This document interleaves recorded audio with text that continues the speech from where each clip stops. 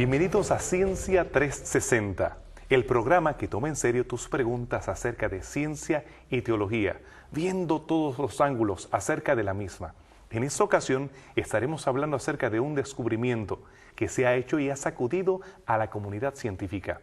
Se trata del bosón de Higgs y hemos traído precisamente a un químico, el profesor Fernando Dávila, para hablarnos acerca de esta partícula. Profesor, bienvenido. Muchas gracias, Efraín, por invitarme a este programa. La vamos a pasar muy bien y vamos a aprender muchas cosas acerca de esta partícula interesante. Indudablemente, porque al hablar acerca de esta partícula y este descubrimiento, vemos que algunas personas lo han interpretado como la evidencia de la no existencia de Dios. Vemos implicaciones sociales, culturales y científicas. Y yo quiero que nos expliques un poco más acerca de esta partícula y lo que es el bosón de Higgs. El bosón de Higgs es una partícula subatómica que inicialmente pues, se conoce como este nombre, bosón de Higgs. Sin embargo, su nombre ha evolucionado un poco y le conocen comúnmente como la partícula de Dios, dándole unas implicaciones místicas al descubrimiento de esta partícula. Y vamos a ver eventualmente que no necesariamente podemos hacer una cosa tal. Y es una de las muchas partículas subatómicas que existen. Así que ¿Y por qué se le llama? ¿Por qué se llama bosón de Higgs? Bueno, por un doctor, Peter Higgs, quien propuso la existencia de esta partícula para la década de los 60 y aparentemente se ha descubierto la partícula y precisamente el nombre obedece a este físico. Científico. Es correcto. Pero cuando tú hablas acerca de partículas subatómicas, realmente me sacude, porque cuando yo aprendí química, hablábamos de lo más pequeño, era los protones, neutrones y electrones. Así que cuando hablas acerca de partículas subatómicas, estamos hablando de algo más pequeño que estas tres que ya yo conocía. De hecho, existen esas tres partículas, como bien mencionas, pero hay otras partículas más. Están los quarks. Y todo eso cae dentro de una categoría de partículas que se conocen como los fermiones. Vamos a hablar un poquito acerca de eso para que veas, existen muchas otras partículas. Sabrá Dios cuántas más pueden también existir. Bueno, para que todos podamos seguirte, quiero que me hagas un resumen. Como sabes, yo soy arqueólogo, tienes que ir bastante atrás para capturar mi atención y que yo pueda comprenderlo bien. ¿Cuán atrás tú puedes ir para describirme el estudio de las partículas que componen la materia y cómo hemos llegado hasta esto que es lo más reciente, que es de lo que se está hablando en estos días? Bueno, si vamos a hablar del modelo atómico, debemos irnos al año 400 antes de Cristo. Ahora estás hablando conmigo. Allí había una persona que se llamaba Demócrito, que era un filósofo griego, y este filósofo griego habló acerca de partículas que comprendían la materia. Decía, existen unas partículas indivisibles que componen todos los elementos y estas partículas indivisibles llevan el nombre de átomo. Ahora estamos hablando en griego, eso captura mi atención. Pues mira, la palabra griega átomo precisamente quiere decir que no se puede dividir. Como el prefijo a, correcto. Ateo, apolítico correcto, y demás, tiene que ver con esa raíz. Exactamente. El prefijo. Es correcto. Para aquel entonces, los elementos eran bien sencillos. Se decía que solamente existía la tierra, el agua, el fuego y el aire. Esa es la tabla periódica que yo quería que me enseñaran en la escuela, pero... Por decirlo así, es una tabla simple, ¿verdad? 4 Bastante. elementos, ahí están sobre 100 elementos en la actualidad. Así que da un poco más de trabajo aprenderse la tabla periódica ahora. Y cuando terminemos de hablar de las partículas subatómicas, se está creando, por decirlo así, una tabla periódica a nivel subatómico. Wow. El análogo de, imagínate cuántas partículas puede haber allá adentro. Impresionante. Yo tuve que recientemente estudiar la tabla periódica con mi hijo. Y se nos hizo bastante complicado el repasar. Yo lo que había estudiado, me fascina la ciencia, pero había perdido mi capacidad de poder memorizarme todos esos nombres y los estuve repasando con él. Pero tú me hablas de ahora partículas sumamente fascinantes, todo un universo en los pequeños átomos y los esfuerzos que se están haciendo para poder descubrirlo. Pero esa teoría de Demócrito duró bastante tiempo. Algunas décadas. Porque luego vino otro filósofo griego, de los que a ti te gusta, fíjate, te voy a mencionar Aristóteles. Lo conoces, ¿verdad? Seguro que sí, mi amigo. Pues ese amigo tuyo tenía unas ideas preconcebidas en términos religiosos y dijo no. Para empezar, el término átomo no es correcto. Porque eso de que no se puede dividir.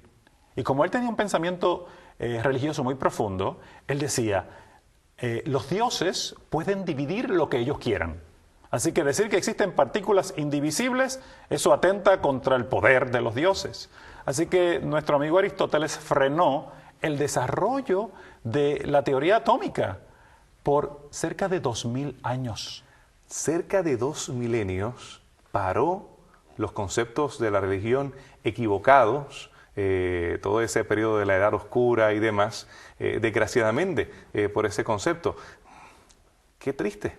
Pues Grecia lo hizo, como bien mencionamos, pero también Roma toma de Grecia. Y ya tú sabes que todo ese oscurantismo romano le trajo muchos problemas. Pregúntale a Copérnico y pregúntale a Galileo con su teoría heliocéntrica, que sabemos que estaba en lo correcto. Porque antes se pensaba que la Tierra era el centro del universo. ¿Y todo esto por qué? Porque la religión decía que no, que era solamente... la Tierra era el centro del universo, pero cuando se postuló que el Sol era el centro y que los planetas giraban en torno al Sol, entonces la religión levanta la mano, la Iglesia dice, la Iglesia de Roma dice, no, no es cierto, y detuvo y frenó la ciencia. Wow. ¿Y hasta qué punto? ¿Cuándo fue que realmente vemos que avanza más la ciencia y salimos de ese oscurantismo? Pues fíjate, como te mencioné, 2000 años más tarde. 2000 años más tarde, en 1803, nuevamente se retoma el concepto del átomo. Allí entra John Dalton y dice que existen unos átomos, eran unas esferas de acuerdo con su modelo. Esas esferas contenían la materia elemental y todos los elementos conocidos partían de esas partículas elementales que tampoco se pueden dividir, de ahí viene el término átomo. Y entonces comienza lo que se conoce como el desarrollo de la teoría atómica moderna. Poco después viene, entonces, después de Dalton, viene J.J. Thomson, que establece que existían los electrones. Y los electrones eran entonces partículas subatómicas. No es solamente una esfera, sino ahora tenemos partículas que giran o que estaban, bueno, él no lo miraba como que giraba, porque primero pensaba que estaban dentro de esa esfera, pero eran partículas diferentes al resto de la composición, de ese núcleo del átomo. Pero más adelante también vienen otros científicos y siguen aportando en este desarrollo.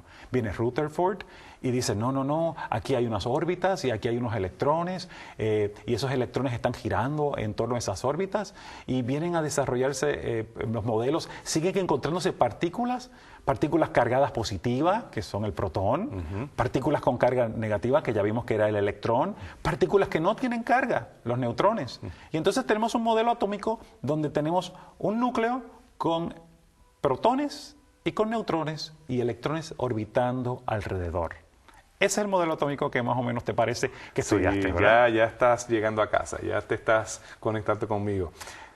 Y vemos que en este contexto, cuando hablamos acerca de los protones, los electrones, la carga, la energía que allí se genera, vemos que esta es la manera que ellos hacen diferencia entre los diferentes elementos. Es correcto. Y ahí es que nace la tabla periódica y entonces pueden determinar qué elementos, dependiendo de su número, su peso atómico, entonces se siguen clasificando. Correcto, y el número de electrones que tiene, el número de protones, los orbitales, porque entonces luego se entiende, no, estos electrones no están orbitando aleatoriamente, hay unas órbitas definidas, hay unos niveles de energía asociados a esas órbitas, y esos niveles de energía están cuantizados. Y de allí viene una nueva forma de ver el universo que nosotros conocemos como mecánica cuántica. Porque en la mecánica clásica nos explica el movimiento de las partículas macroscópicas, como tú y yo nos movemos, cómo se mueven los automóviles, cómo se mueven los planetas. Pero ¿cómo se mueven las partículas subatómicas? Por unos carriles determinados, con unas propiedades determinadas. Eso es mecánica cuántica.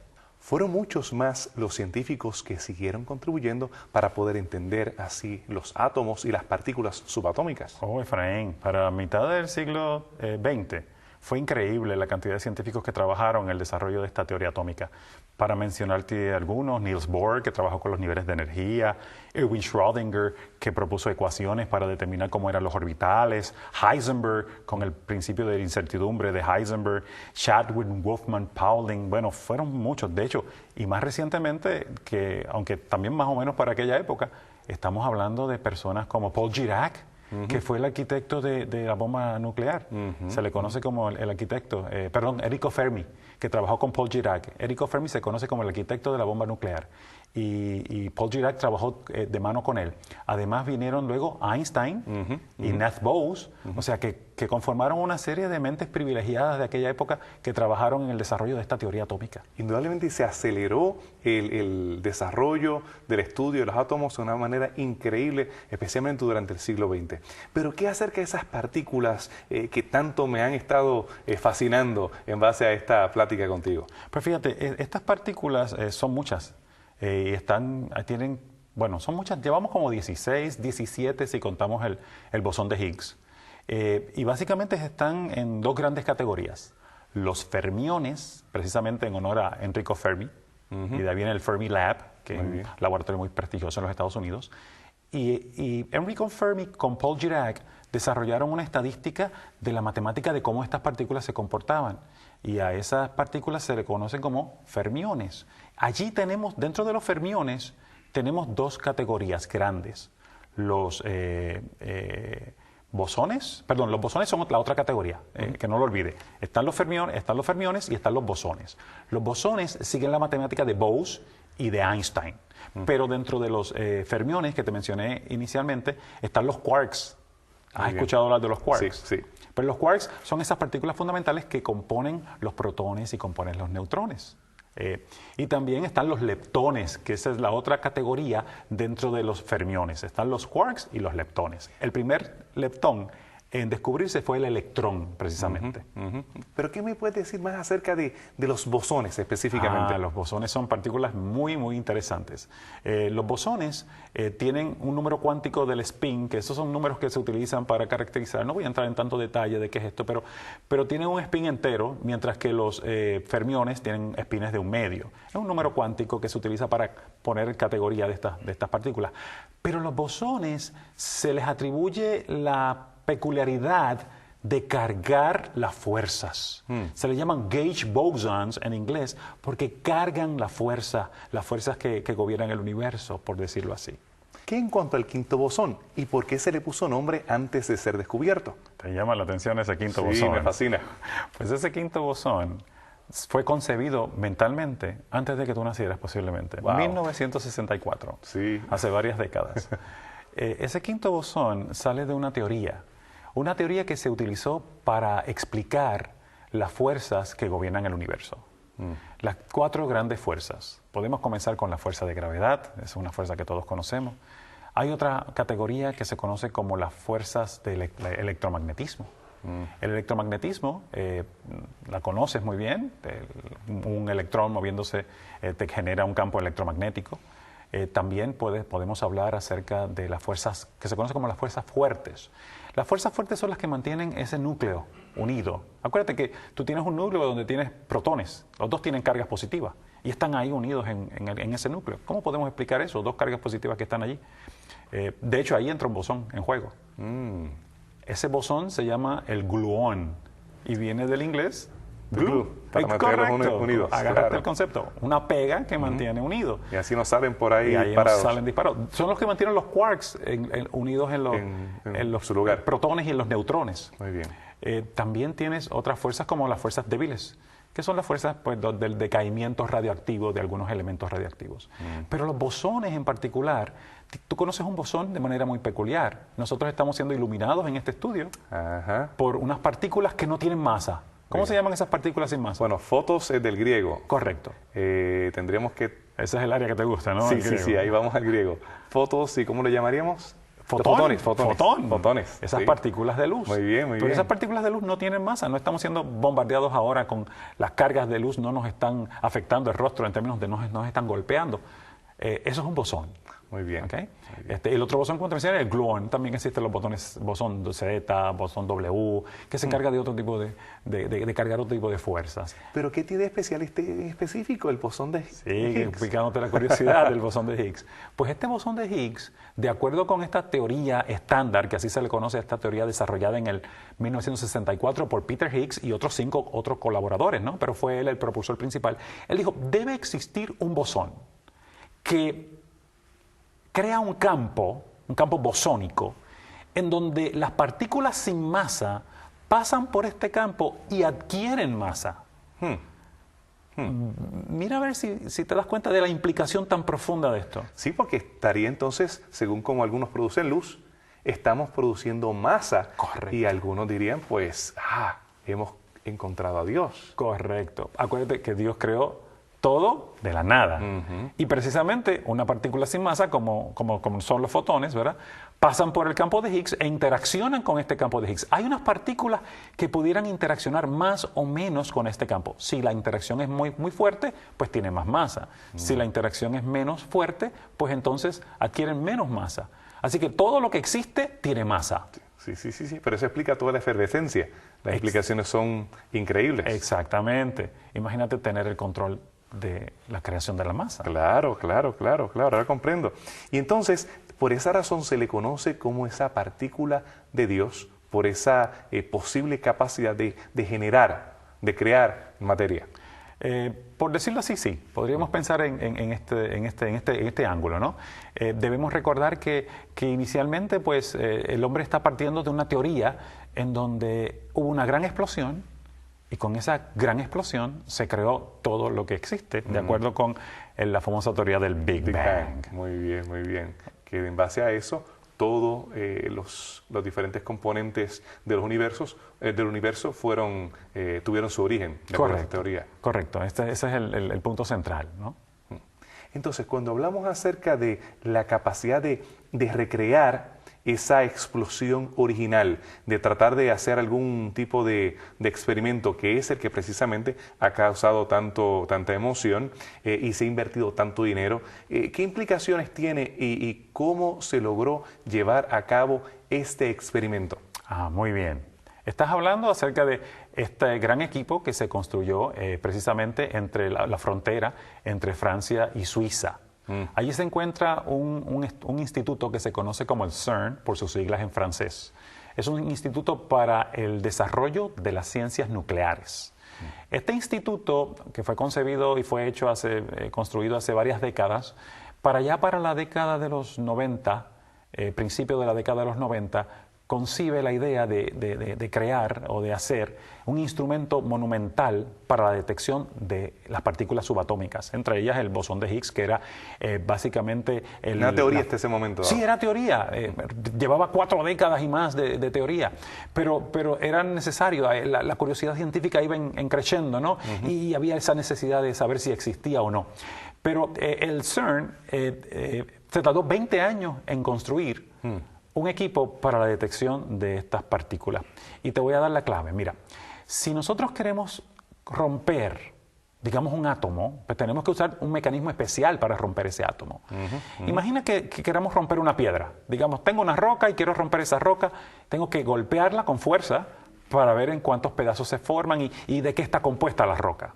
Si yo tomase un martillo de vidrio para romper esa roca, ¿qué pasaría? Indudablemente lo destrozamos. Se destroza el martillo antes que la roca. Exactamente. Pues necesito algo tan fuerte como la roca. De hecho, si queremos cortar un diamante, ¿qué tenemos que utilizar? Diamante. Otro diamante para cortar el diamante. Exactamente. Si yo quiero romper un núcleo, si yo quiero romper un protón, ¿qué debo utilizar? Necesitas otro. Otro protón.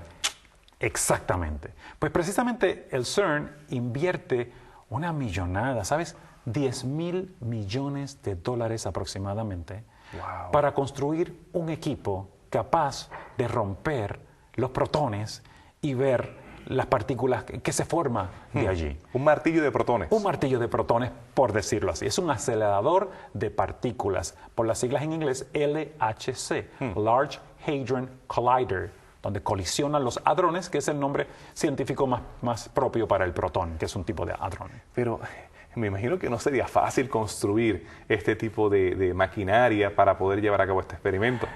Si quieres, te voy a dar unos detalles de este tipo de maquinaria que te van a dejar perplejo. Mira, esta maquinaria, como te mencioné, se invirtieron 10.000 millones de dólares. 10.000 millones, o sea, 10 billones. Está entre la frontera de Francia y de Suiza. Este equipo tiene una órbita, porque vamos a mirarlo de manera sencilla. tienes unos protones orbitando en una dirección, tienes protones orbitando en otra dirección, en dirección contraria, unos a favor de las manecillas del reloj y otros en contra, a la velocidad de la luz, cada uno de ellos en carriles. Pero luego entonces desvías y los haces chocar como si estuvieras chocando dos trenes de frente, a la velocidad de la luz, colisionando de frente. Impresionante. Rompe eso de una manera tremenda. Ahora, ese equipo tiene 27 kilómetros de circunferencia. ¿Te imaginas cuán grande es el equipo? No, ver eso desde el aire, me imagino que será impresionante. Los visuales, poder ver el diámetro, aérea, sí, la toma aérea. Sí, te toma parte de esa frontera, una frontera muy bonita ya entre Suiza y Francia, un lugar privilegiado. Pintoresco. Fue construido 100 metros de profundidad, o sea, esto no está por encima, esto no está orbitando por encima. Pasa a través de condados, de condados y comunidades, o sea, que uno puede tener una edificación y por allá abajo está pasando ese colisionador de partículas. La energía que se genera, increíble. Bueno, para que tengas una idea, para el mantenimiento de este equipo se invierten aproximadamente $1 billón al año. La factura de energía eléctrica, normalmente en nuestras casas, ¿cuánto pagamos mensual de factura? 100 y tantos. 100 y tantos, pues allí se pagan aproximadamente $2 millones de factura de energía eléctrica. Es la cantidad de energía que se está usando. Se puede utilizar toda esa energía eléctrica para iluminar a todos los condados que están alrededor. Me imagino, no es para menos, no es para menos. ¿Y qué en cuanto al calor que genera? Porque eso es una colisión y según yo he leído acerca de la bomba de hidrógeno, de la bomba atómica, estamos hablando acerca de calor que es liberado. ¿Cómo ellos evitan que allí tengamos un gran hoyo negro o algo? Incluso hubo gente que estuvo hablando acerca de teorías de conspiración de que el fin del mundo iba a ocurrir precisamente cuando el pasado verano esta máquina comenzara a funcionar. ¿Qué en cuanto a esa energía y el calor? Veo que estás bien documentado en cuanto al tema. Más o menos. Mira, la energía que se genera, para que tengas una idea, se estima que es 100,000 veces la temperatura del Sol, del corazón del Sol. ¡Wow! Preguntarás por qué no se derrite el instrumento. Porque estamos hablando de un espacio sumamente pequeño. Es un espacio minúsculo en donde se genera toda esta energía. Son 7 teraelectronvoltios de electrones orbitando en esta órbita, más 7 teraelectronvoltios en la otra órbita, para un total de 14 teraelectronvoltios en esa colisión. Para mantener ese equipo y para mantener esos protones orbitando, fueron necesarios electroimanes, superconductores, para mantenerlos en órbita. Para mantener esa órbita, esos electroimanes, esos superconductores, necesitan una gran cantidad de helio líquido. Son como 2,000 toneladas de helio líquido para enfriar todo el sistema. Pero ese helio líquido necesitas, para que no se vaya, se preenfría con nitrógeno líquido. Llega aproximadamente a 1.9 Kelvin, para ser más exacto, la temperatura que están enfriando estos superconductores. Así que tienes temperaturas tan altas como 100,000 veces el core, el corazón del Sol, y tienes unas temperaturas tan bajas como 2 Kelvin. A 0 Kelvin no hay movimiento ninguno. Ese es el cero absoluto en la termodinámica, que existe solamente en papeles. Wow, que todavía no se ha podido probar. Pero entonces, este pequeño Big Bang a escala ha podido generar bastante interés y algunos resultados que tal vez eran de los que ellos estaban esperando. Bueno, cierto, pero quiero contestar todavía otras preguntas que me hiciste anteriormente. Mira, mencionaste algo bien interesante, y es que ellos temían de que en este mini Big Bang se fuera a crear un pequeño hoyo negro. Y de hecho, hubo muchas teorías en cuanto a ese asunto. Recuerdo algo triste, una muchachita que se quita la vida un día antes de la colisión pensando que todo el mundo se iba a ir por este agujero negro. Recuerda que solamente necesitas crear un pequeño agujero negro y luego ese va a seguir absorbiendo todo lo demás y va a seguir fortaleciéndose. Y pues se temía eso. Y de hecho, ellos llegaron a decir, cabe la posibilidad, Wow. pero estamos tomando las medidas para que eso no ocurra. Bueno, de todas maneras, eso fue algo que se menciona. Me preguntaste acerca de la última pregunta que me hiciste. Sí, acerca de las implicaciones que tienen que ver sobre la existencia de Dios, que muchos, aunque ese no era el propósito principal del experimento, pero muchos han implicado la no existencia o existencia de Dios en base a los resultados de este experimento. Todo tiene que ver con un libro escrito por Leon Lederman. Él lo escribió en el 1990 y hubo un reprint en los años 2000, en donde él hablaba de esta partícula como la maldita partícula, porque no se conseguía. Era como ese eslabón perdido que existe en el mundo de la evolución. Ese bosón de Higgs era como el eslabón perdido en ese mundo subatómico. Y como no se podía conseguir tan fácilmente, es una partícula que dura 10 a la menos 23 segundos, imagínate, instantáneamente se desaparece, era muy difícil conseguirla y él le decía la maldita partícula de Dios. Pero el editor, muy sagazmente, para buscar promoción y ventas, le quitó lo de maldita partícula y lo dejó como la partícula de Dios. Okay. Pero tanto, y de hecho él es ateo, Lederman es ateo, Peter Higgs también es ateo, pero ellos están muy tristes del giro que esto ha tomado, porque ellos no pretendían, bajo ninguna forma, establecer o no la existencia de Dios utilizando el descubrimiento de esta partícula. Entonces, ¿podremos descartar la existencia de Dios en base a este experimento como algunos han tratado de implicar? En ninguna manera. El hecho de que conozcamos mejor las cosas que nos rodean, que conozcamos mejor el universo, no quiere decir que tengamos que descartarnos al creador, no solamente del bosón de Higgs, sino el creador de todas las partículas. Entonces, podemos nosotros fascinarnos, porque por lo menos a mí me ha llamado la atención, si has podido levantar la atención de un arqueólogo, me imagino que los televidentes también, acerca de las partículas subatómicas.